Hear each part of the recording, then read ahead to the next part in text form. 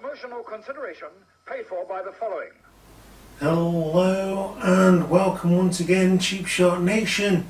I'm your host Luke and you are the Cheap Shot Nation, and this is the retro review of 2001 King of the Ring. So we've got a lot to get through on this retro review. It's coming to you on the 20th of June, which is exactly 20 years to the day when the original was aired live in the UK and around the world, of course, mostly in America. Sorry, the 24th of the 6th. That was me getting it completely wrong. So we're at the Continental Airlines Arena for this one. JR and Paul E. Heyman are on the commentary team, and you've got to appreciate the set here. Let's talk about wrestling entrance sets. And this one was absolutely iconic with the big sort of electric chair which was supposed to represent the throne, and just everything about this screams old school. I miss these sets so much, which is why I absolutely adore In Your House from NXT and all of their sets that they use for Halloween Havoc and things like that. The physical sets that are not just a load of video boards all the way around. Well, that is the rant over. Let's get into the main part of the video. Please join us.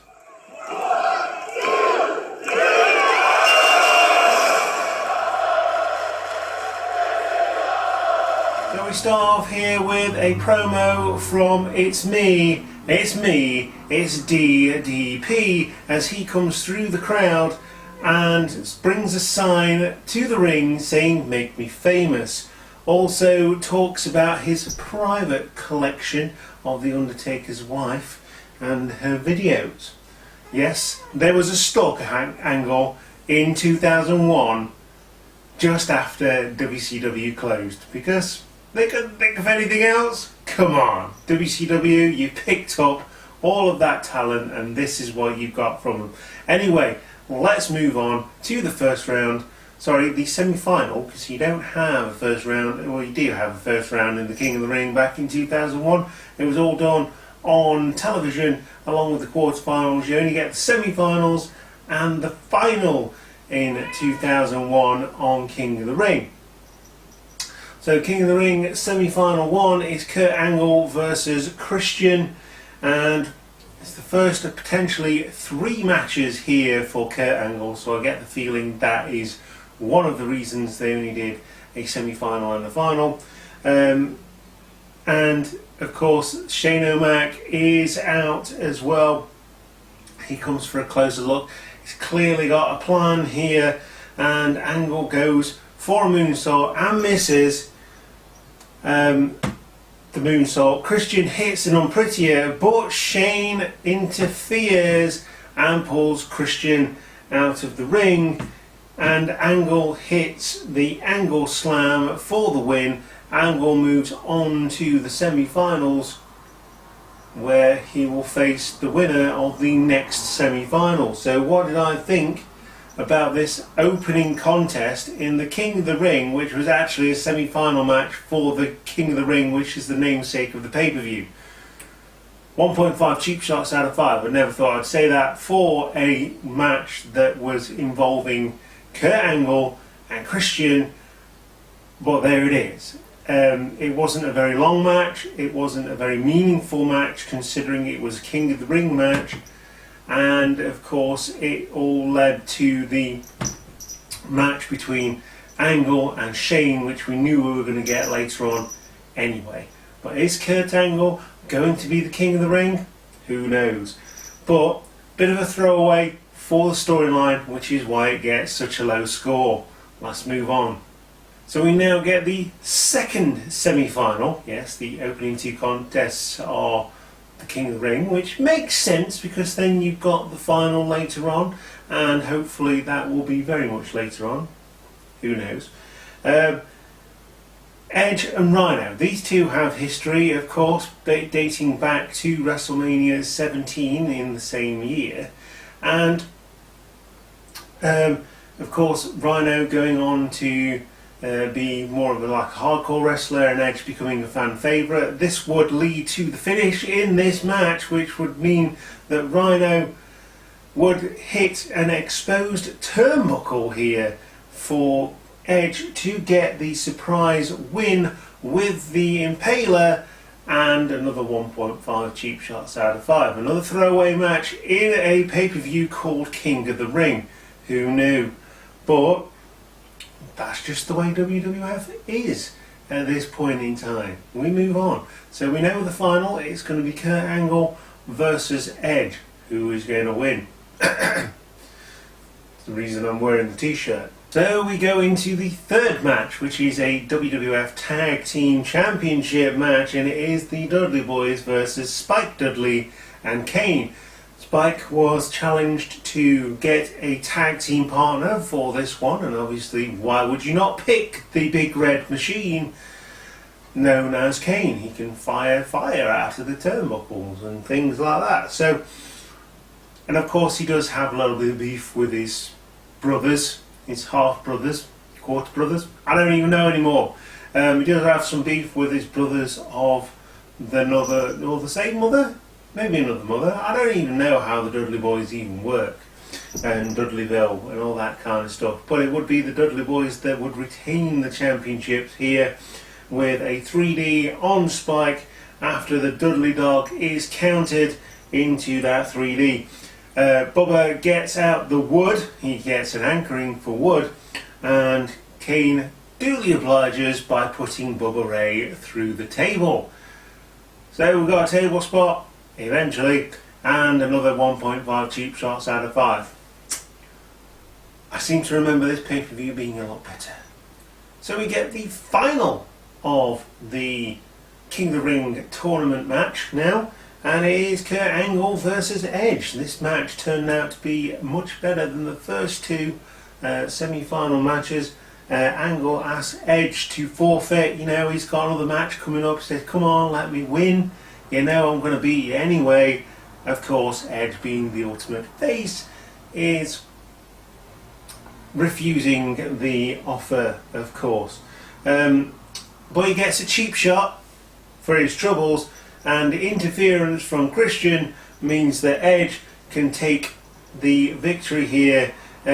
Christian interferes on Edge by accident. Shane interferes against Angle, and the referee gets taken out. Ref Bumps of History. It's a 3-disc DVD set that I've had planned for a very long time, mostly featuring Earl Hebner.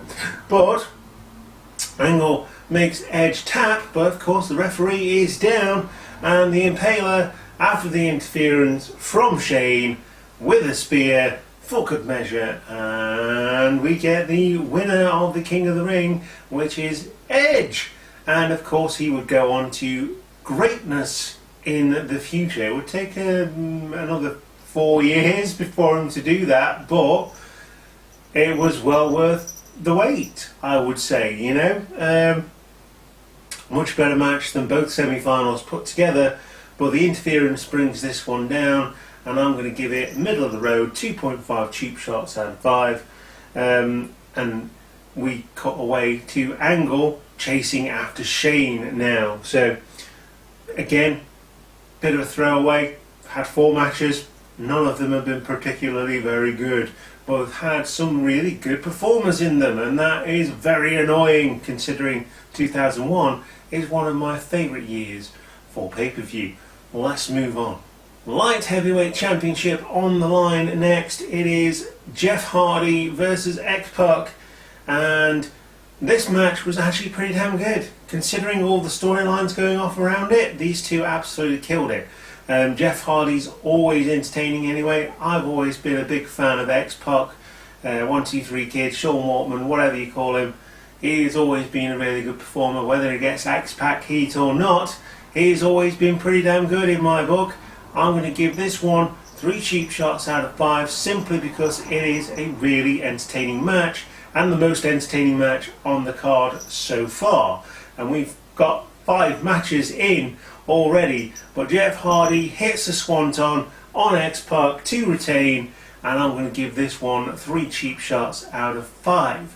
Very quick because of other things that were going off afterwards, but I think this one got enough time for both of these guys to shine, and that is why I'm giving it a better score than all the rest of the matches that have happened so far, and that is really sad, but it is what it is. We cut away again. DDP is now definitely going to be made famous as Sarah, the Undertaker's then wife, reveals that she is DDP's stalker, and the Undertaker always defends his yard. Great segment, but not a match, so I'm not going to score this one with a cheap shot rating. However, we go into the next match, and possibly the show stealer of the night, but having watched a few documentaries, it makes me wince having seen it again. It is the street fight between Kurt Angle and Shane McMahon, which fought inside the ring, they fought outside the ring, there was tables involved, Shane went through glass, and a couple of times, obviously it's been well documented that Shane didn't go through the glass first couple of times that Angle tried to suplex him through him, and he landed on his head, but that is just the hard head of a Vince McMahon. What can I say about this match that hasn't already been said? Shane puts on a really good show in high pressure situations, and you can't take it away from him, and the ref insists on counting people out even though it's a street fight. Again, big spots missed, shooting star by Shane onto a bin. Shane put through the entrance glass a couple of times. He goes through one sheet of entrance glass and then Angle throws him back through the other side. However, it didn't go right the first time on either of those goes, and Shane ends up hitting his head on the floor and practically knocking himself out, or in this case, Kurt Angle ends up pretty much knocking Shane out from those moves. There's a lot to be made of this. They wouldn't do it now, but my gosh, wasn't it entertaining, and oh my gosh, that is the chant that people are saying, I'm pretty sure, during this match. There's a board set up on the turnbuckle for Angle to hit a super angle slam on Shane, and Angle gets the victory and the blow off in this feud. 4 cheap shots out of 5 from me, because there was a point where this got a little bit too much. Like I say, knowing what I know now about this match, it makes me wince. Shane was dropped on his head at least 3 times, which is definitely not good, and there you go. It was a really entertaining match. You take that element out of it and you're absolutely fine. Maybe don't watch any documentaries. If you've not seen this, just go and watch this match, because the rest of the card is pretty bad, to be fair. And that is that. We get a triple threat match next for the WWF Championship, and it is your main event of the evening. It is Chris Benoit versus Chris Jericho versus Stone Cold Steve Austin, who is still with the Alliance at this point, but there's a little bit of dissension in the ranks here. So, Stone Cold is your champion going into this one. Benoit and Jericho have had a huge feud. Benoit just coming out of a feud with Kurt Angle, making friends with Chris Jericho, both Canucks of course. That is short for Canadians, and they team up against Stone Cold here. They know one or the other's got to take this title away from him for the WWF, and the momentum going into the Invasion pay-per-view, which is coming up next. And I think it's the Invasion next. No, it's not actually. I'll get to it. So Austin comes back after that double team, and the first signs of Everyman coming into play, with a little bit of dissension in the ranks between Benoit and Chris Jericho. Benoit stuns Austin, but the ref and Jericho are down, so Chris Benoit almost wins the championship. There's a double submission on Austin, one with the cripple crossface and the other with the Walls of Jericho, but only one can be champ, so the referee just throws it out, of course. Booker comes in, tries to interfere on behalf of Stone Cold, but puts Stone Cold through the table. And I think that was by accident. It's been a while since I actually watched this before I'd actually done this video, so I do apologise. You know, probably should be a little bit more professional. I had a lot of time on my hands back in January when I watched this, I believe. Benoit hits a super belly to back and takes out both Stone Cold and takes out both men, and Stone Cold rolls into the cover and survives the match with his title intact. And I'm going to give this one 3.5 cheap shots out of 5. I remember this pay-per-view being a lot better than it actually was. I'm finding that a lot about doing these retro reviews, but certainly that match was the, it was the blow-off, it was the main event, and the match before made up for everything. Well, the rest of the pay-per-view, not good. Just skip to the end.